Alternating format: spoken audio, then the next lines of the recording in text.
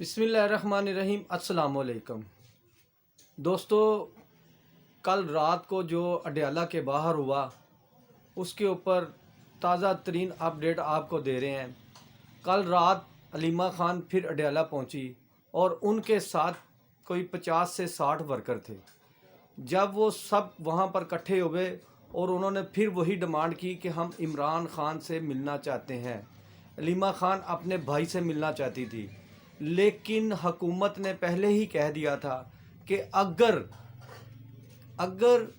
کوئی بھی بندہ ان سے مل کر آتا ہے یا کوئی عورت مل کے آتی یا ان کی بہنیں مل کے آتی ہیں تو باہر آ کر کوئی سیاسی گفتگو نہیں کی جائے گی۔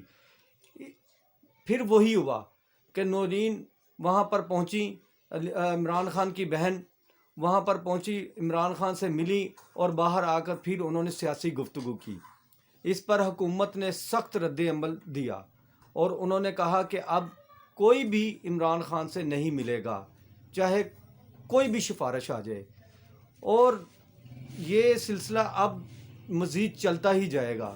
کل رات کو جب علیمہ خان وہاں پر پہنچی تو ان کے ساتھ تقریباً 50 سے 60 ورکر تھے اور وہ ساری رات وہاں پر رہے۔ جب انہوں نے آگے جانے کی کوشش کی تو حکومت نے واٹر کینن کا استعمال کیا اور ان پر اٹیک کیا اور پانی پھینکا، اور رات کو ویسے ہی آج کل بہت سردی ہے، اتنی سردی پڑ رہی ہے اور اوپر سے ٹھنڈا پانی آپ کے اوپر گرے گا تو دیکھیں کہ کیا کنڈیشن ہو جاتی ہے۔ علیمہ خان کو انہوں نے دور کرنے کی کوشش کی، پھر وہ وہاں سے چلی گئیں، لیکن یہ سلسلہ اب جاری رہے گا۔ کیا وہاں سے پشاور کی طرف سے یا پی ٹی آئی کی طرف سے کوئی آنے والے دنوں میں سخت رد عمل ہونے والا ہے؟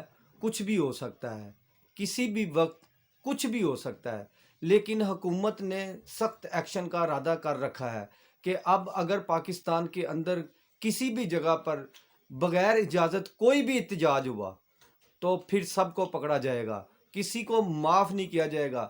اس وقت پاکستان کو امن کی ضرورت ہے اور اس کے بغیر پاکستان آگے چل ہی نہیں سکتا۔ حکومت اپنا کام کر رہی ہے، پنجاب حکومت اپنا کام کر رہی ہے، بلوچستان حکومت اپنا کام کر رہی ہے، سندھ حکومت اپنا کام کر رہی ہے، لیکن اگر کوئی حکومت نہیں کام کر رہی تو وہ صرف اور صرف خیبر پختونخوا کی حکومت ہے، پشاور کی حکومت ہے، وہ کام نہیں کر رہی۔ ان کا فوکس صرف اور صرف عمران خان ہے۔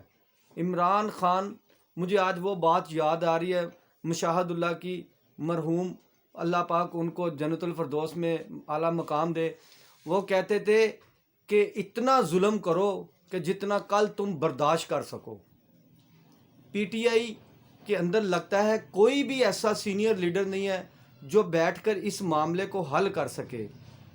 اصل لیڈر وہ ہوتا ہے کہ جو مشکل وقت آئے وہ خود بھی نکل جائے اور اپنی عوام کو بھی کرائسس سے نکال دے، لیکن یہ دن بہ دن کرائسس کے اندر جاتے ہی جا رہے ہیں، یہ کرائسس کے اندر سے نکل نہیں رہے، یہ صرف احتجاج کی سیاست کر رہے ہیں، اور یہ اب احتجاج کی سیاست پاکستان کے اندر جب تک یہ حکومت ہے اب نہیں ہو سکتی۔